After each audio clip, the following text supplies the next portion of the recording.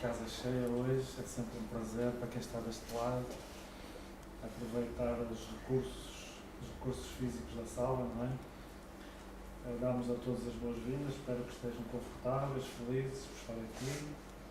Hoje, como anunciado, vamos ter mais um amigo que nos visita. A nossa fonte de requisições é o SECA, onde vamos fazendo umas aquisições civis de vez em quando, aflitos não, mas sabemos que o mês de julho e agosto é aquele mês especial porque temos sempre muitas visitas que ao longo dos anos se têm concentrado nestes 2 meses.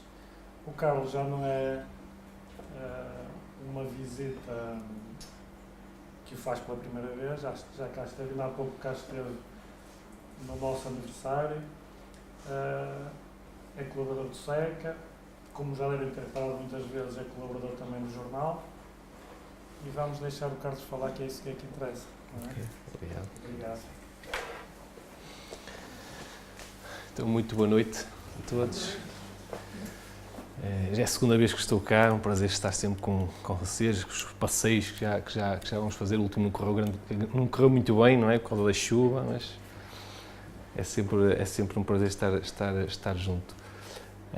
E para falar um pouco, eu tinha dito ao Ulisses que ia falar de um outro tema, mas por falta de tempo e de um bocadinho de serenidade, não o consegui terminar. E por isso fui buscar um outro que já estava preparado e resolvi trazê-lo. E para falar um pouco sobre serenidade. E em primeiro lugar, eu gostava de ler uma declaração. Não é uma declaração. Gostava de ler um poema. Não é? Um poema de Florbela Espanca, que diz assim. É um poema que, aliás, é um soneto que tem como título Rústica.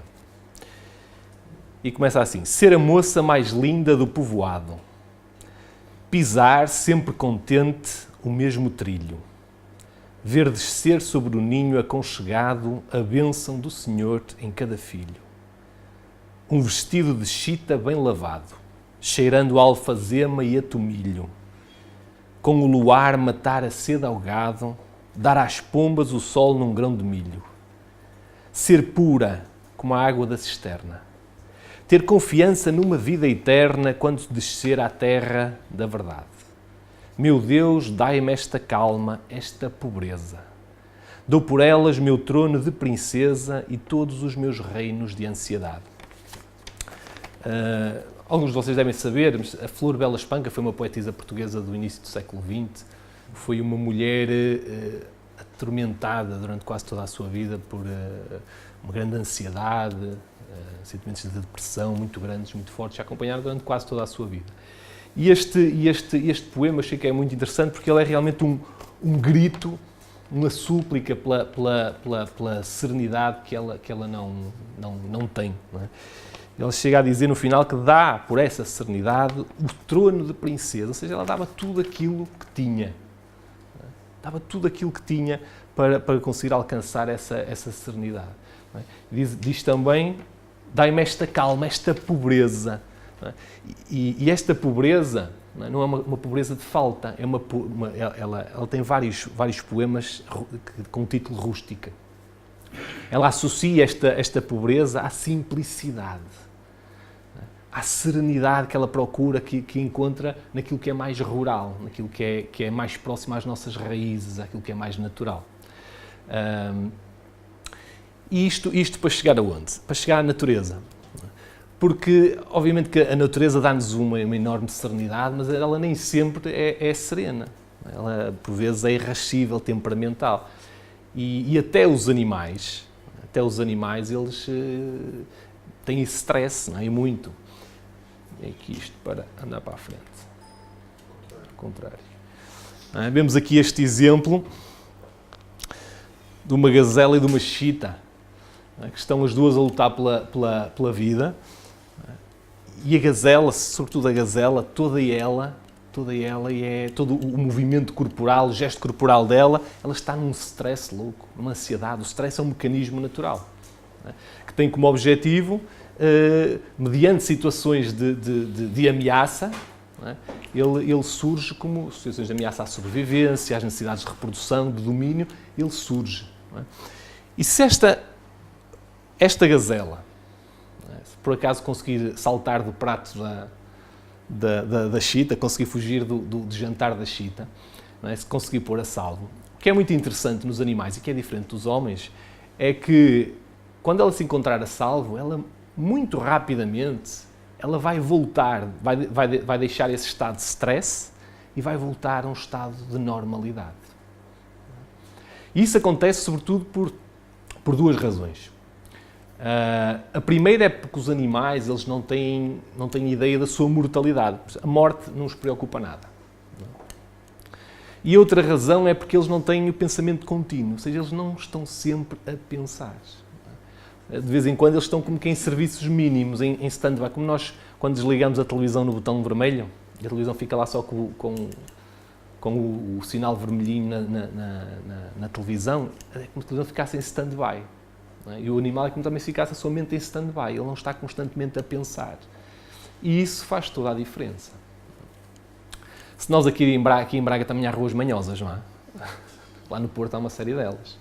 Se nós aqui em Braga fôssemos aí por uma rua manhosa à noite e fôssemos perseguidos por um meliante qualquer, a nossa resposta biológica ia ser muito parecida à da gazela. Não é? Eu não disse no início, mas vocês estão à vontade para interromper, não é? Para fazer questões. Quando não concordarem com aquilo que eu digo, ou quando eu disser um disparate, vocês interrompam. Ok? E então, quando a nossa resposta biológica numa situação de ameaça, não é muito parecida à da gazela. Não é? As nossas hormonas, o cortisol, a adrenalina vão ser disparadas para o nosso corpo.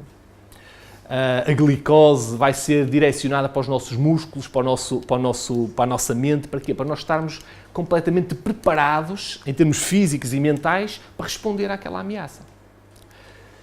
Só que ao contrário dos animais, se nós conseguirmos chegar a salvo, não é, a casa, nós vamos ter muita dificuldade em voltar ao estado de normalidade. Nós vamos estar constantemente a pensar naquilo que aconteceu. O nível de stress continua lá em cima. Pior do que isso, vamos começar a pensar naquilo que poderia ter acontecido. Não é? Criar hipóteses sobre aquilo que teria acontecido. Nível de stress lá em cima. Não é? Pior ainda, vamos começar a pensar, e amanhã? Quando eu tiver que sair outra vez à noite, como é que vai ser? O que é que vai acontecer amanhã? Não é? Ou seja, o ser humano tem esta capacidade, não é, de estar constantemente a olhar para o passado, constantemente a olhar para o futuro, a criar cenários, atrás de cenários, hipóteses, atrás de hipóteses, que muitas vezes acrescentam situações de stress àquilo que nós já temos que passar na nossa vida. E, obviamente, que isso é uma dificuldade muito grande. Eu tenho uma colega que já há bastante tempo foi assaltada, a sua casa foi assaltada, não estava lá ninguém, mas eles levaram algumas coisas, e ela passou 2 meses em que ela não conseguia dormir, a não ser à base de calmantes. E não se sentia segura em casa e resolveu que tinha que mudar de casa. Não conseguia, não aguentava mais, tinha que mudar de casa. Então, a nossa procura de serenidade, a nossa conquista de serenidade tem que ser completamente diferente daquilo que acontece nos animais. Porque nós somos seres muito mais complexos do que os animais. Somos mais complexos ao nível da nossa mente, das nossas emoções, das nossas relações interpessoais. Somos mais complexos ao nível da nossa cultura. Somos mais complexos também ao nível espiritual. E por isso a nossa serenidade tem que ser um quadro que tenta de alguma forma representar a nossa complexidade. A nossa serenidade, ela tem obviamente tem que ir buscar também recursos a dimensões diferentes. Por isso tem que assentar em pilares, em vários pilares, para nós conseguirmos ir construindo essa serenidade. O primeiro pilar, vamos chamar que é o tempo. Nós precisamos de tempo.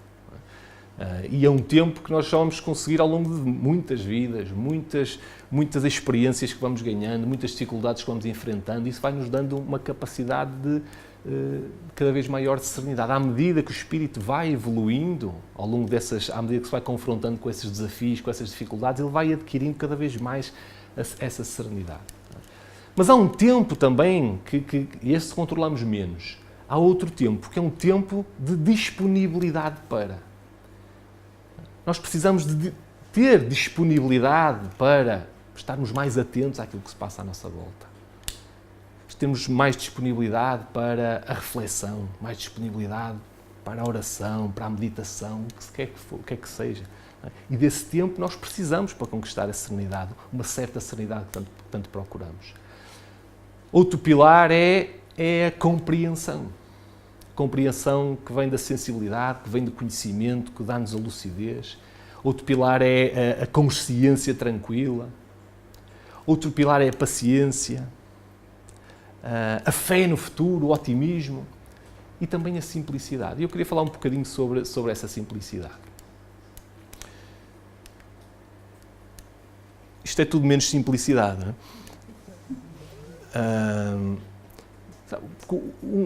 Uma das razões para nós temos às vezes dificuldade em atingir, pelo menos durante muito tempo, a serenidade que tanto procuramos, o facto de termos periodicamente ou mais vezes entrarmos em desequilíbrio, em perturbação, não se deve tanto ao facto de sermos complexos, mas mais ao facto de nós sermos complicados. Nós somos complicados. Eu falo por mim. E não vou estar aqui a discutir quem é que é mais complicado, são os homens, são as mulheres, fica para a apreciação de cada um, mas o facto é que nós realmente somos muito complicados. Temos no nosso comportamento, nas nossas relações, uma série de paradoxos, não é? que às vezes tornam difícil o nosso dia-a-dia. Não é? Há uma frase que é atribuída ao Dalai Lama, em que ele diz que o ser humano perde a saúde para ganhar dinheiro, não é? Depois perde dinheiro para recuperar a saúde. Está tão preocupado com o futuro, não é? Que esquece de viver o presente, de modo que nem vive nem o presente nem o futuro. Não é? E acaba por viver sem pensar na morte e acaba por morrer sem conseguir viver, uma coisa assim de género no final. Não é? Então, isto é um enorme paradoxo do nosso comportamento e nós temos uma série de ambivalências no nosso comportamento. Às vezes queremos uma coisa e queremos exatamente o seu contrário. Ou queremos uma coisa e queremos também outra coisa que entra em conflito com a primeira coisa que nós queremos. E isso realmente acaba por prejudicar essa serenidade que tanto procuramos. Não é? E o que é que falta aqui? Falta simplicidade. Falta a capacidade de nós olharmos e sabermos aquilo que queremos realmente. Porque às vezes nós não sabemos bem aquilo que queremos. Não sabemos bem aquilo que é realmente importante na nossa vida. Não sabemos bem aquilo que é realmente importante. É como há uma parábola de Jesus, eu não sei bem o título da parábola, se sei o conteúdo. Acho que é a parábola da pérola preciosa, em que é um comerciante de pérolas que encontra uma pérola de enorme valor. Uma pérola de enorme valor. E ele então vende todas as pérolas para poder comprar aquela pérola. E isto é uma parábola sobre a simplicidade, sobre a objetividade, a capacidade de nós sabermos aquilo que queremos, sabermos dar valor àquilo que é realmente importante. Se eu estou na praia, não é? Um exemplo assim simples, isto é ficção, atenção, isto é ficção. Eu estou na praia, não é? A desfrutar de uma tarde extraordinária de praia com a minha família, não é? E quero desfrutar dessa tarde de praia em família, não é? Fantástica. Mas, ao mesmo tempo, quero demonstrar à minha mulher que ela não tem razão naquilo que ela está a dizer. Não é? E quero lhe dizer que eu é que tenho razão. Não é? E eu posso estar a iniciar um conflito, uma discussão que vai arruinar aquilo que eu também quero. Querer desfrutar uma tarde de praia fantástica. Então, o que é que eu quero realmente? O que é mais importante para mim? Será desfrutar daquela tarde de praia ou será mostrar que eu tenho razão? E às vezes essas pequenas coisas acabam por arruinar muitas das nossas tardes de praia, em termos metafóricos, não é? Se calhar o ideal seria dizer, amor, vamos tomar um banhinho, não é? Já te disse que esse fato de banho ou esse biquíni fica-te a matar. E o contrário também, não é? Para as senhoras para dizer aos maridos, não é? Também. Não é? Então esta questão da simplicidade, da objetividade é uma questão muito importante. Nós sabermos realmente aquilo que é importante nas nossas vidas, para evitarmos estes sentimentos de ambivalências, não é? De querermos uma coisa e depois queremos também o seu contrário, porque isto cria conflitos muito grandes, que são muito difíceis de serem resolvidos, porque acabamos por nunca estar satisfeitos, porque queremos duas coisas que não podemos ter ao mesmo tempo, não é? Então precisamos descobrir aquilo que é importante. Depois tem esta tira deste pequenote que diz que quero levar pouca coisa, viajar sem muita pressa, seguir leve pela vida, não é? E dar valor ao que interessa. Não é? E para isso é preciso simplicidade, porque andamos às vezes durante uma vida inteira a acumular coisas, não é? A dar valor a coisas que realmente não são assim tão importantes quanto isso. Estamos constantemente a carregar uma mala, não é? E às vezes a mala vai crescendo, nós carregamos essa mala pela vida fora, não é? E é uma mala que depois vamos chegar ao final desta vida, não é? E é como nos check-ins da Ryanair, não é? Apresentam-nos uma caixinha assim, a mala tem que caber aí, e nós temos uma malona, não é? E ficamos chateados, claro que ficamos chateados, não é? Irritados, andamos uma vida inteira a dar valor àquilo que colocamos na mala, não é? E agora não podemos passar com essa mala, não é? Que ficamos aborrecidos e chateados.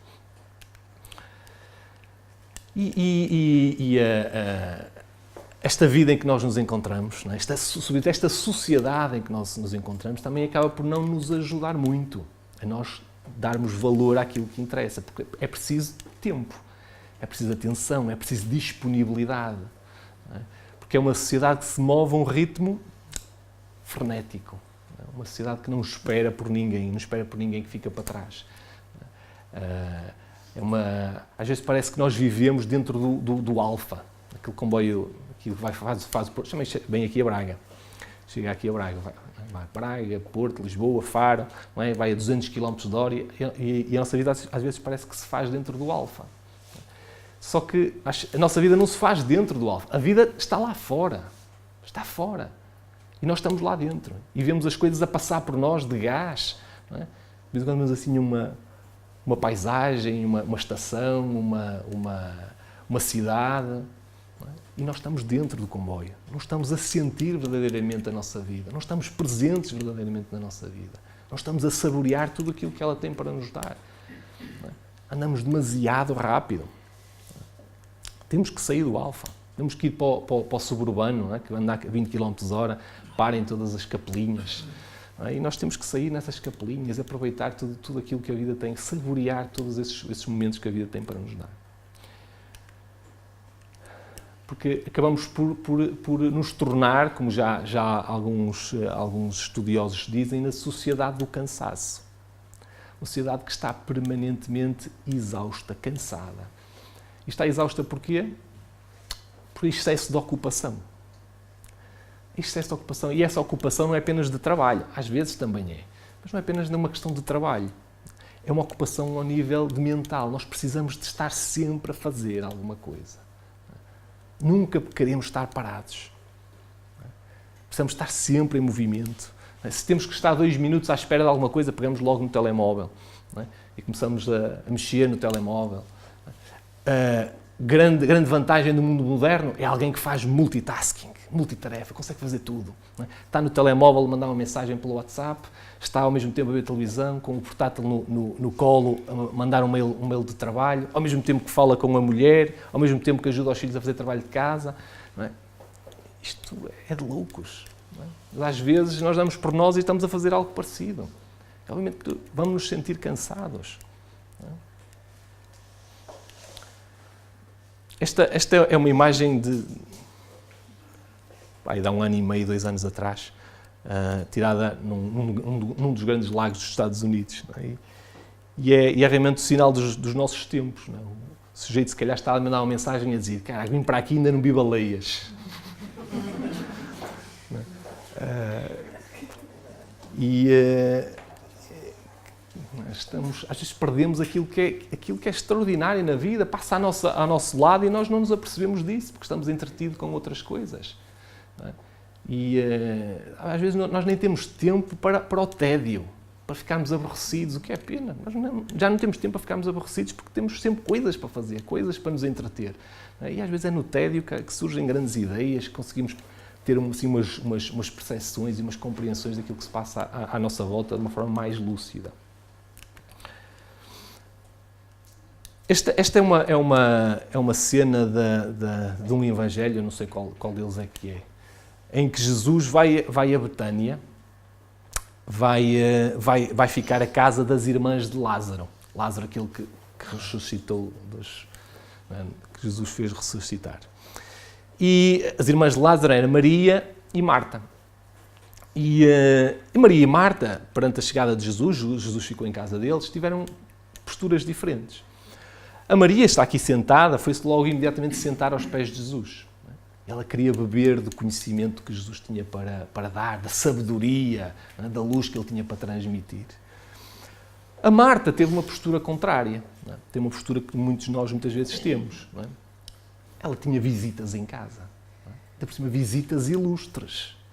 Então ela não queria que faltasse nada, que estivesse tudo impecável. Então dava com a água de um lado para o outro, a pôr a mesa, tudo com arranjos de flores, tudo limpinho. E a determinado momento ela começa a ficar irritada e chateada, e com razão. Quando nós estamos muito atarefados, a fazer coisas atrás de coisas, e ao lado há um morcão que está sentado, não está a fazer nenhum, claro que nós ficamos chateados, dizemos, olá, faz qualquer coisa, nem que seja pega neste livro e vai levá-lo ali. Porque irrita ter alguém ali que não está a fazer nenhum. E ela começou a ficar irritada. E foi ter com Jesus e disse-lhe, mestre, vê como a minha irmã não me ajuda a servir-te. Pede-lhe que me venha ajudar. E Jesus disse-lhe, Marta, estás demasiado ansiosa, porque te ocupas com demasiadas coisas. No entanto, poucas são importantes e, na realidade, só uma é essencial. E nós fazemos isto muitas vezes. Não temos a percepção de entender aquilo que é realmente importante em determinadas situações. E estamos preocupados com coisas que são superficiais e irrelevantes. E às vezes temos Jesus em casa, obviamente falando de uma forma metafórica, e estamos preocupados com outra coisa, a não ser aproveitar exatamente aquilo que ele tinha para transmitir.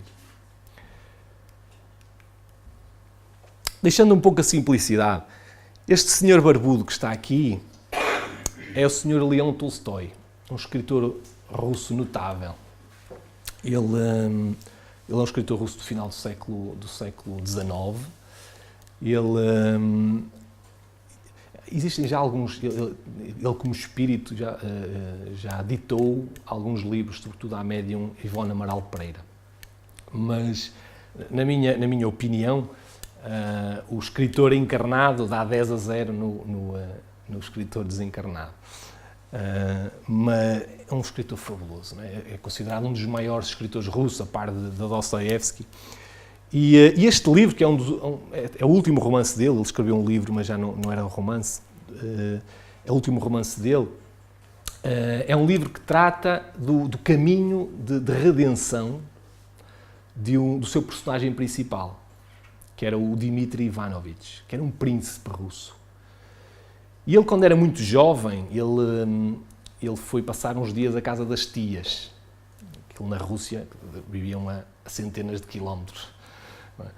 E ele foi passar uns dias à casa das tias e nesses poucos dias que ele passou lá, acabou por seduzir uma camponesa que fazia serviço em casa das tias. E depois veio-se embora, só que a rapariga ficou grávida. E as tias, quando souberam disso, despediram-na. A família dela rejeitou-a, a sociedade ostracizou-a, e ela acabou por cair nas garras da prostituição, perdeu o filho. E uns anos depois, o Dmitri Ivanovich volta a encontrá-la num tribunal, em Moscovo, a ser julgada por tentativa de assassínio. E ela acaba por ser condenada, enviada para a Sibéria, injustamente enviada para a Sibéria. E a partir dessa altura ele fica a saber a história, exatamente daquilo que se tinha passado. E uma culpa começa a apoderar-se dele, uma culpa incrível. Uma culpa que ele não consegue suster. E o livro conta então aquilo que ele precisou de fazer para conseguir transformar essa culpa. É um livro muito interessante e quem tiver interesse, ele não é um livro pequeno, até dependendo das edições é bastante grosso, mas é um livro muito, muito interessante. Mas isto tudo para chegar aonde? Já quase no final do livro, já quando ele já tinha recuperado essa serenidade, a consciência tranquila que tanto procurava, o narrador acaba por dizer como, não é? De uma forma muito simples, em 3 linhas, descrever como é que ele tinha chegado ali. Não é? E eu acho isto tão delicioso, por ser tão simples. Ele diz que a serenidade do Dimitri devia-se tão só ao facto de ter deixado de pensar no que lhe poderia acontecer para só atentar no que lhe cumpria fazer. Ou seja, essa serenidade veio-lhe quando ele deixou de pensar aquilo que ia ser benéfico ou prejudicial para ele em determinadas situações, para só pensar naquilo que era certo fazer. E é nessa, quando nós agimos em coerência com aquilo que é certo, é que a nossa consciência realmente fica satisfeita. E isto acho que é muito importante.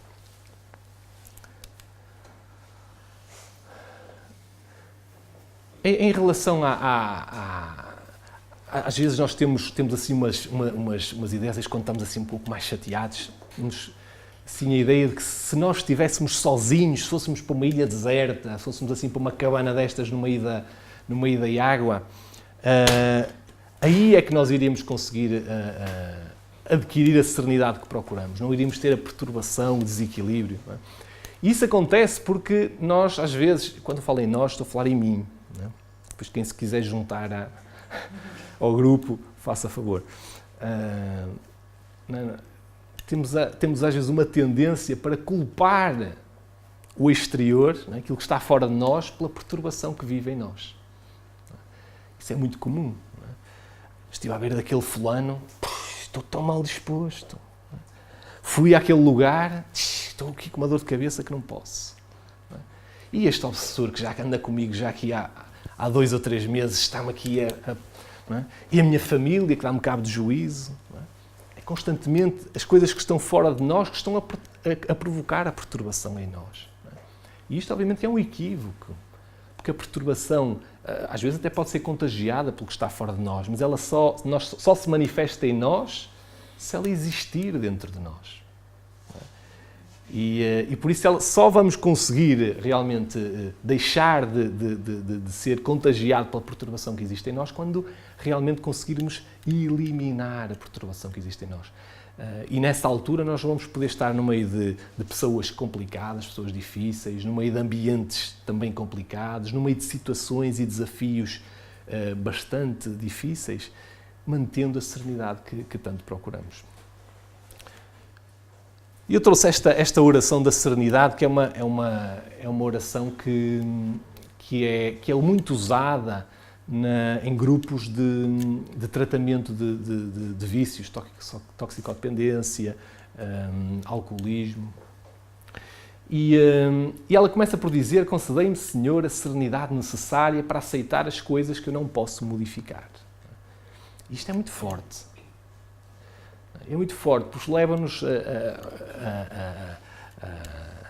a interiorizar que realmente há situações que nós não podemos modificar. Por mais esforço, por mais dedicação, por mais tempo, por mais amor que nós possamos dar àquela situação, nós não vamos conseguir modificá-la. E então só nos resta aceitá-la. Só nos resta integrá-la na nossa forma de viver, na nossa vida. Porque se não conseguirmos fazer isso, nós vamos estar constantemente a criar um conflito emocional que vai se juntar ainda mais à dor que já temos. É como estar constantemente a tentar atravessar uma parede, Vamos estar constantemente a levar encontrões e não vamos resolver nada, não vamos conseguir passar para o lado de lá. Mas também precisamos de coragem para modificar aquelas que podemos modificar. Porque existem muitas outras que dependem de nós, dependem do nosso esforço, do nosso trabalho, da nossa dedicação, do amor que possamos colocar nelas. E precisamos também de sabedoria para distinguir uma da outra, para não fazermos o contrário. Estarmos a querer modificar aquilo que não podemos e ficarmos resignados àquilo que até poderíamos modificar. Vocês estão muito calados. Estamos serenos. É que eu assim penso que se calhar estou a falar demais. Não? Ainda falta mais meia hora. Ainda falta meia hora? Podemos ouvir mais meia hora. Então posso descansar um bocadinho. Meia hora, que eu não tenho assim assunto para meia hora, sem vocês interromperem. Não tenho assunto. Podem ter educação do nosso lado. Compete. Ok. Então até aqui, tudo bem? Serenos. Ok, serenos. Mas também já estou quase a acabar.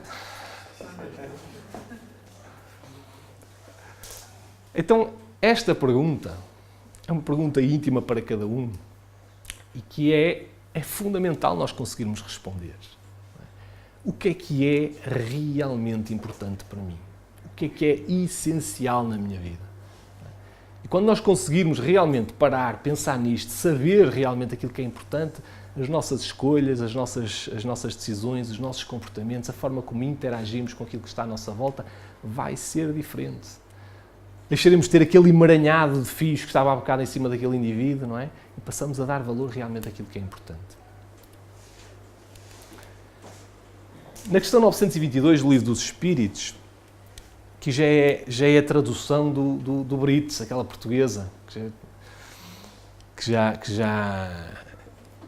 está aí quase a sair. Existe alguma medida comum de felicidade para todos os seres humanos?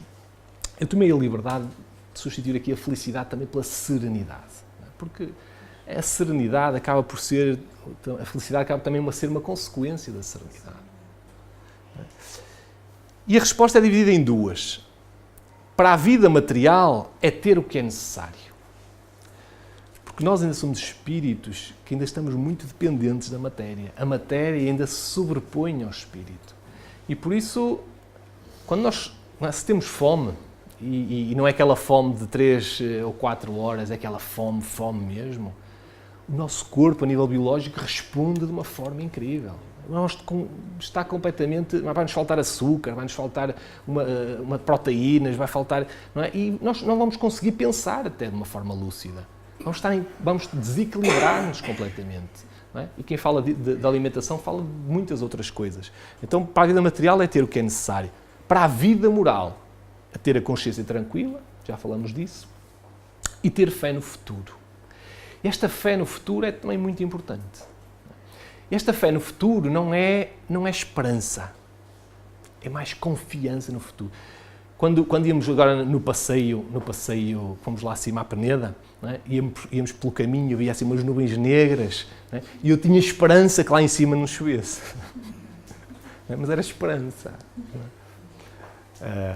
Ou então aqui no final, em meados de maio, não é? Quando o meu clube jogou aqui com o Clube de Braga, uma final da taça, eu tinha esperança que ele não perdesse, não é? Ganhasse a taça, mas era esperança. Se fosse há uns anos eu tinha confiança. Não é? Eu sabia que as coisas iam correr bem para o meu lado. Agora ele estava a jogar tão mal que era só esperança. Não é?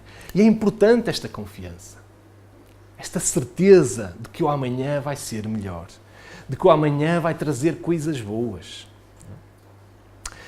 E o Espiritismo, ele tem nas suas bases, nos seus princípios, uma série de conceitos que nos ajudam a ter esta confiança no futuro. Porque, sabem, não há nenhum pessimista que seja feliz, ou que seja sereno, porque ele está sempre à espera que o amanhã seja pior que hoje. Está sempre à espera que as coisas corram mal. Naturalmente que isso gera perturbação. Então é fundamental nós termos este otimismo. Claro, um otimismo lúcido, não é um otimismo utópico, não é? Mas um otimismo em bases firmes, não é? Sermos otimistas. E como eu estava a dizer, o Espiritismo ele tem, dentro das suas bases, dos seus princípios, uma série de conceitos que nos ajudam ao otimismo. Para começar, a certeza de que a morte não existe, não é? Que a vida continua do lado de lá. Isto dá-nos uma força bastante grande. A ideia da perfectibilidade do ser humano. Nós somos espíritos que estamos em constante crescimento, em constante desenvolvimento, em constante aperfeiçoamento. Não é? A perfectibilidade da sociedade. Apesar que às vezes as notícias que ouvimos não são as melhores, não é? E deixam-nos extremamente tristes.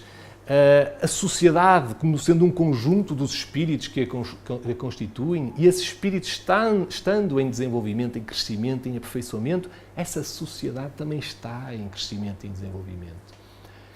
A ideia da reencarnação, não é? Ou seja, estamos numa vida que é um conjunto de um ciclo de existências que nos empurram para a sublimação, para o amadurecimento, para a felicidade, para a serenidade.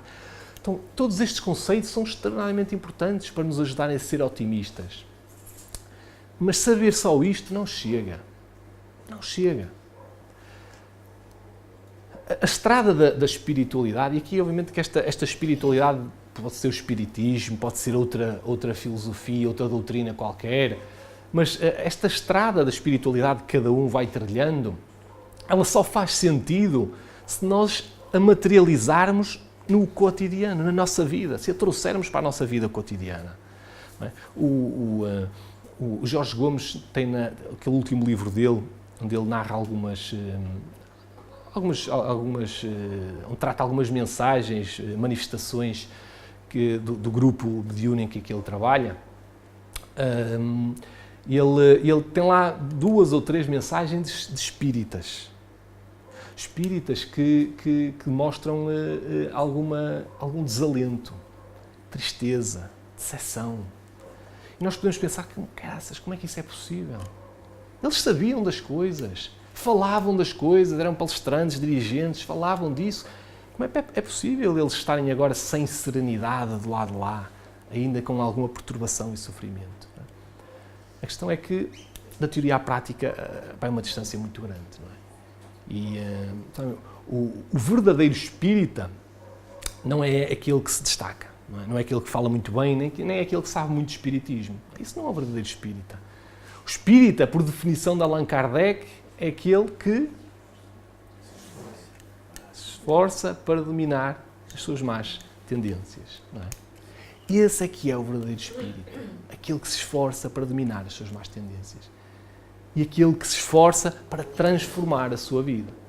E por isso não faz sentido nós estarmos a beber daquilo que o Espiritismo tem para nos dar, se não formos capazes de pegar nisso e transformar a forma como nos relacionamos, como vemos, como sentimos os nossos filhos, a nossa mulher, o nosso marido, os nossos familiares, os nossos amigos.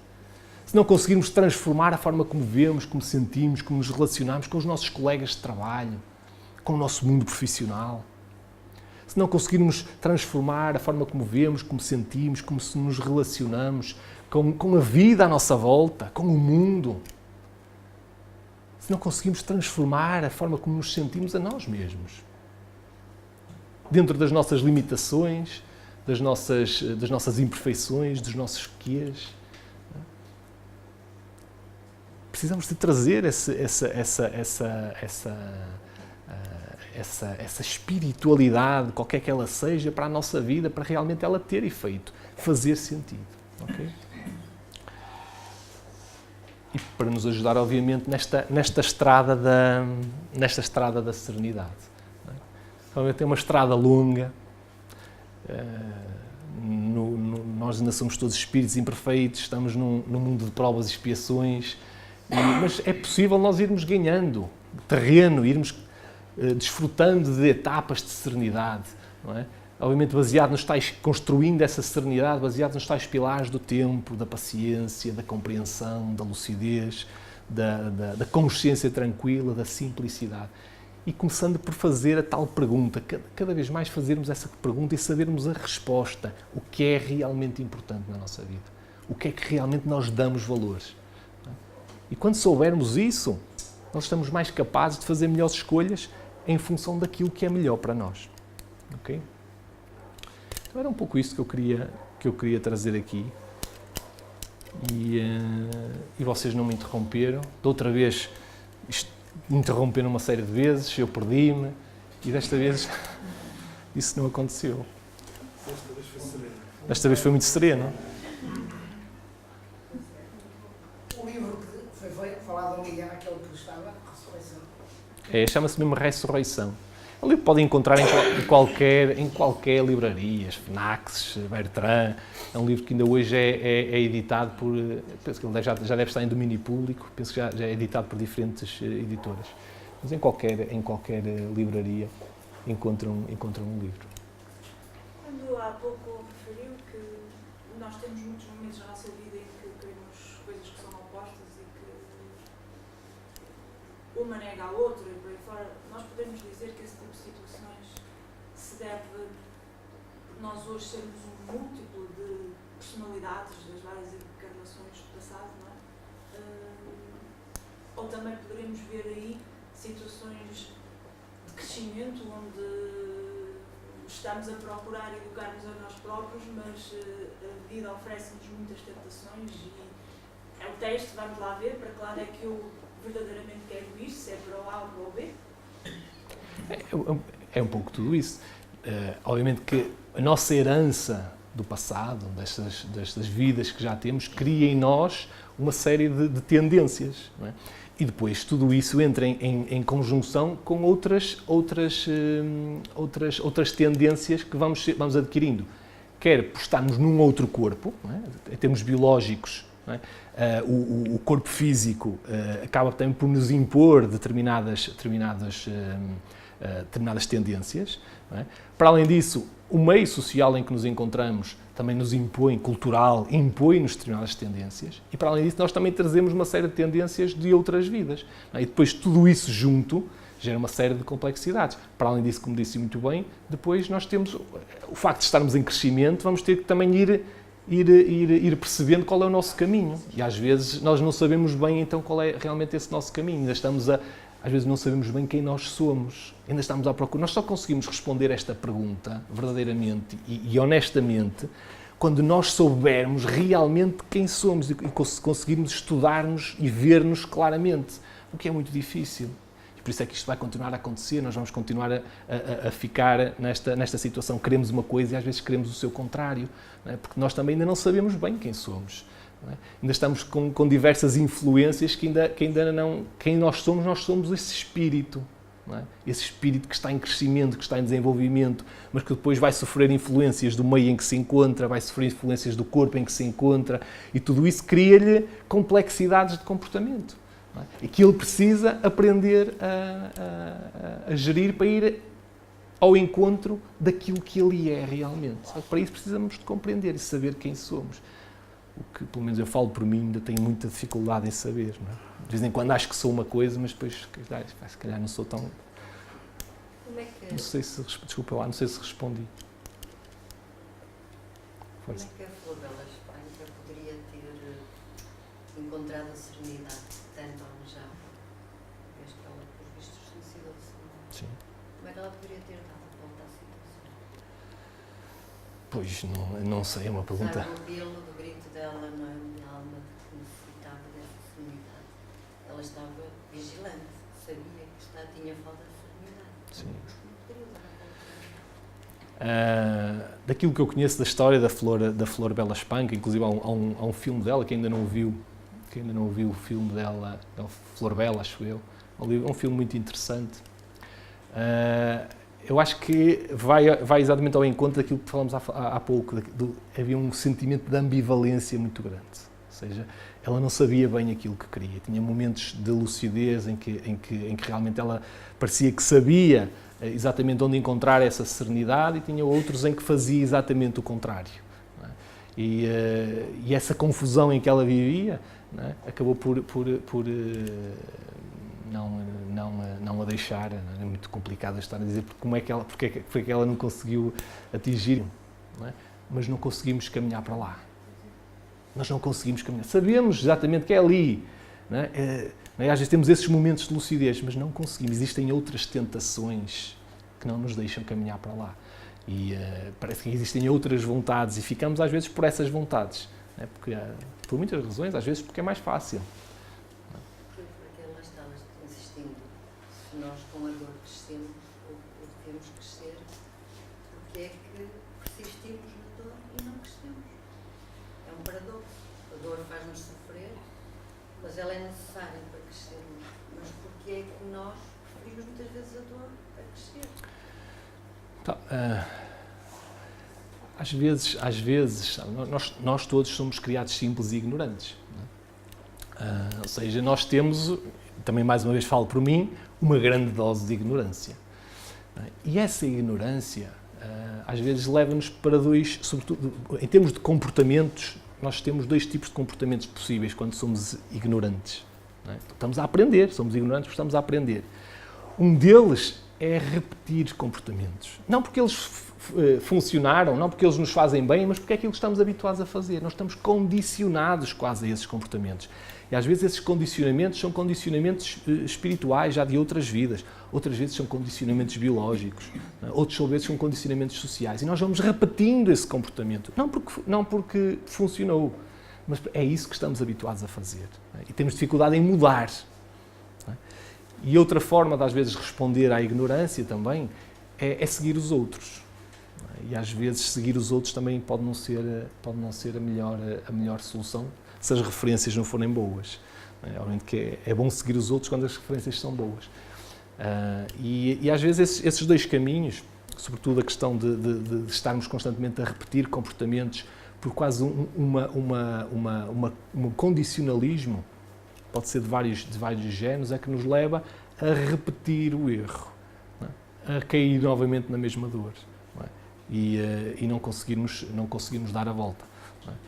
E vamos conseguir dar a volta quando tivermos a capacidade de olhar de uma forma mais abrangente e dizer assim, se eu não fizer de uma forma diferente, eu vou ter constantemente o mesmo resultado.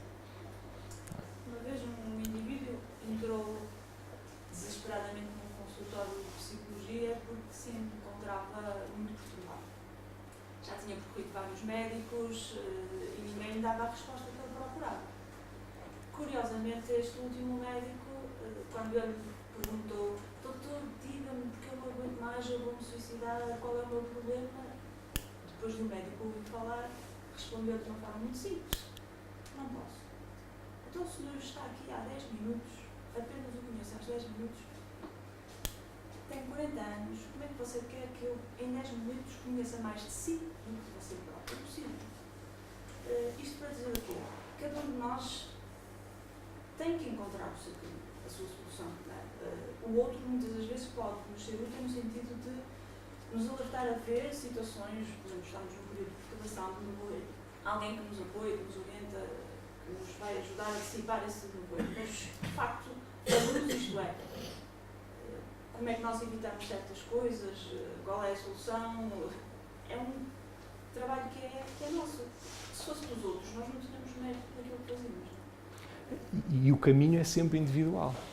Porque o meu caminho pode ser diferente do seu. Eu às vezes posso estar a orientá-la segundo o meu caminho e não ser o melhor para si. Isso é exatamente aquilo que eu penso também. Mas acredita que a busca da serenidade, admitindo que é um estado, portanto, nós estamos, não é? Ou seja, não é um estado constante e é sempre uma busca. Pode ser uma busca quase que científica, no sentido que temos algum rigor com nós próprios, sabermos nos observar como se observa também cientificamente, encontrar métodos e formas que experimentar coisas que sabemos que nos traz serenidade. Ver um pôr do sol me traz serenidade, portanto eu armazeno isto na minha caixinha de métodos que eu vou buscar quando eu me sinto mais perdida ou assim. Acredita que que esta busca e esse caminho pode seguir quase que também uma espécie de rigor científico na sua procura? Sim, eu acredito que sim, faz todo sentido. Não é? Aquilo que eu disse aquilo que disse faz todo sentido. Ou seja, nós conseguirmos perceber aquilo que nos faz bem, aquilo que nos sentimos bem. E quando, obviamente, que nós a postura moralista é dizer assim, vocês, atenção, não façam isto, façam isto e isto. Não é? Isso, ao dizer isto, se calhar vai funcionar aqui para um, vai funcionar para o outro, mas não funciona para mais ninguém. Não é? Então, esse trabalho é alguém que tenha coragem de dizer assim, eu vou experimentar isto. Não dá. Não é? É exatamente como um cientista. A hipótese rejeitada. Então, vou experimentar isto. Fiz bem, correu bem. Então, isto é uma dos meus recursos para a minha serenidade, para eu me sentir bem. É exatamente isso. Agora, o que acontece, às vezes, e também aqui um pouquinho complemento aquilo que esta senhora há bocado está a falar, é que nós sabemos aquilo que nos faz bem, mas às vezes é mais fácil pegar no telemóvel e estarmos a brincar nos joguinhos. Não é? E sem nos aperceber, às vezes pensamos que estamos a distrair, mas aquilo se calhar está aqui a remoer, não nos está a serenar, se calhar para outras pessoas que está, a mim não me serena nada. Não é? E às vezes tenho a tentação de cair lá. Não é? E eu sei que aquilo não me faz bem. Não é? E às vezes é quando nós sabemos as coisas que não nos fazem bem, mas às vezes é mais fácil, está mais à mão, é mais imediato, é um prazer mais imediato, e nós caímos lá. E dizemos assim, burro outra vez, que é filha da mãe. Não é? Isso acontece, pelo menos acontece comigo. Não é? E já tenho alguns recursos, não é? tal como uma busca científica para saber assim, olha, é isto que me faz bem, é isto que me faz bem, e às vezes não consigo praticar aquilo que eu sei que me faz bem.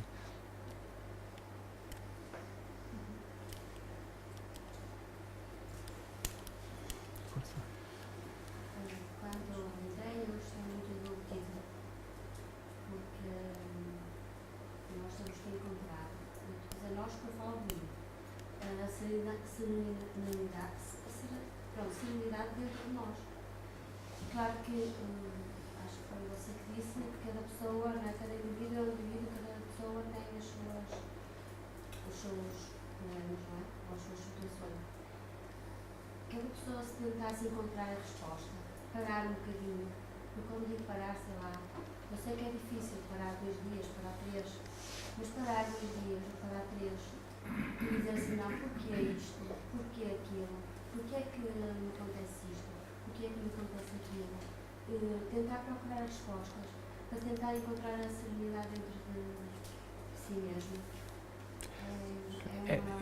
Eu nem diria que seja preciso parar 2 ou 3 dias. Não é? Às vezes... Sim, claro. Quando a pessoa tentar encontrar as respostas todas, depois todos os dias um bocadinho, ao final do dia, dizer porque é que isto correu bem, porque é que isto correu menos bem. Porque então faz uma análise, já será uma análise mais pequenina, mas todos os dias um bocadinho. E um dia de cada vez. Pronto, como o Ricardo também falou aí, no estado possível, é um dia de cada vez. Aprendi isso há uns anos atrás, com uma pessoa que eu conheci. É um dia de cada vez. E talvez a nossa vida, eu falo por mim, com a minha experiência própria, teria que ser um bocadinho de cada vez com nós mesmos. Porque é isto, porque é aquilo. Tentar encontrar o que é que está mal, o que é que não está bem. Não é fácil. Não é mesmo para o dia. Mas, pronto, é a minha opinião, Não, mas tem razão. Eu gostei muito de tudo que disse, mas acho que é um bocadinho por aí. Sim, e só queria complementar aquilo que disse numa situação. Este estudo que é necessário nós fazermos é importante, porque às vezes, pessoas às vezes vêm ter comigo com esta questão, é que às vezes neste estudo nós somos demasiado exigentes connosco. E começamos a olhar cá para dentro, não é? E vemos, oh, meu Deus, o que é que eu estou a encontrar aqui? Não é? Fazer um peso. Sim, mas... Acho que será mais fácil. Sim, mas a questão é que às vezes nós olhamos cá para dentro e assustamos. Quando começamos a olhar cá para dentro, assustamos. Portanto, precisamos ter cuidado e sermos também tolerantes connosco. Sim, e percebermos... Não é da noite para o dia. E exatamente aquilo que estava a dizer, ou seja, essa capacidade de olharmos para nós e perceber também as nossas limitações e não sermos demasiado exigentes, senão esse estudo de nós até nos vai prejudicar, não é? Porque vamos acabar por, se calhar, até consumir em culpas e vamos achar que a questão da autoestima, vamos afundar na autoestima, e isso não é nada daquilo que é necessário fazer. Nós precisamos de olhar com olhos de ver para nós e também sermos tolerantes na forma como olhamos para nós, temos que nos compreender. Dentro de nós não somos os super-homens, somos pessoas cheias de imperfeições, cheias de defeitos e precisamos nos entender dessa forma, não é? E é exatamente aquilo que eu estava a dizer, só que questão de, não precisamos 2 ou 3 dias, às vezes basta à noite um pouquinho, às vezes vamos no autocarro, não é? E podemos usar aquele tempo, não é? Em vez de estarmos às vezes a pensar em coisas malucas, estamos a usar esse tempo para pensar um bocadinho, estamos às vezes à espera de alguma coisa, em vez de estarmos a pegar logo no telemóvel e fazer as mesmas coisas e dizer as mesmas coisas, podemos começar a pensar um bocadinho na vida, naquilo que fizemos, naquilo que acabamos de fazer, na forma como acabamos de responder a alguém que se nos dirigiu e nós dissemos assim, pá, que camelo que eu fui, pá. Não se responde desta forma, não é? Isso é muito importante.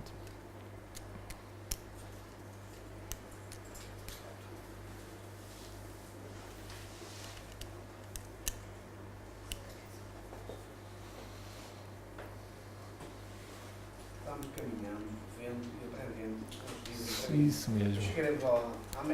Chegaremos. Tem muitas preocupações, cara. Isso Chegou a mesmo. aparecer. É isso mesmo.